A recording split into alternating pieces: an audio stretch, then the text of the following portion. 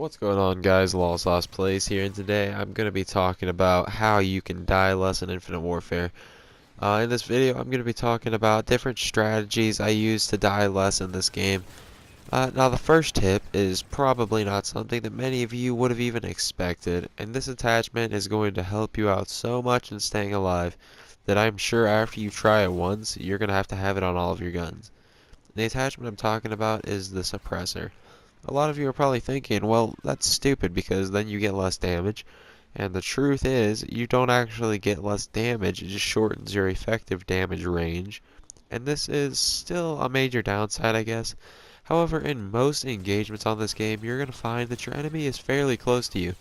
And if you get into a fair gunfight with them and you have a suppressor, the gunfight's still going to come down to who's more skilled.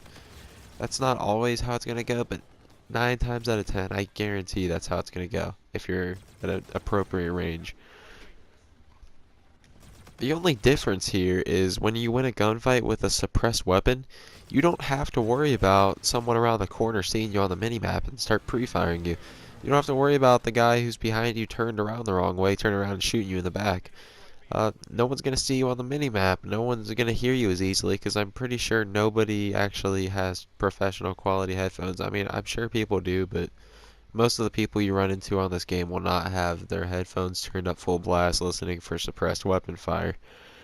And sometimes you're going to have enemies nearby that you didn't even know about who are just going to run right by you. Like, this has happened to me so many times. I'll be shooting at someone and kill them, and then you see like 3 guys just start walking past me like nothing happened. It's pretty cool, you know, it'll help you get a lot of extra kills too. And the next thing I want to talk about, it kind of ties in with this, is you use the Warfighter rig. Not only because the claw is an excellent payload, but because of the trait ping.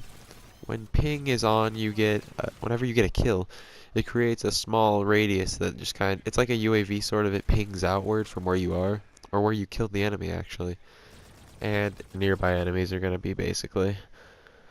The next thing I want to, this is kind of like 2 tips in one. It's more of one tip. It's just like a combination of perks. It's that you need to use Ghost and Cold-Blooded. Now in Infinite Warfare, they brought back the old school Ghost, which is where you can like just stand still and still be hidden from enemy UAVs. I mean, this can be used for camping. I've never seen anyone actually camp in this game, like hardcore, sit in a corner and just kill people as they walk by with Ghost on, but I'm sure you could. The reason you want to use Ghost though is because you're gonna find yourself in a lot of situations, and you'll see in this gameplay, like just a little bit ago, I was in a spot where they had a UAV up, and I needed to stay in that position because there's a lot of enemies coming from the left and the right, and I could not put myself in a spot where I could be shot just so I had to move around. I could stand back, wait for them to come to me, and it gave me the advantage. Now the next thing is Cold-Blooded. Now Cold-Blooded, it has some really good things. You know, it's useful for staying hidden from like thermal and all that stuff, but the real reason I'm using it is because it takes away your nameplate. Oh, the nameplate is absolutely huge in this game.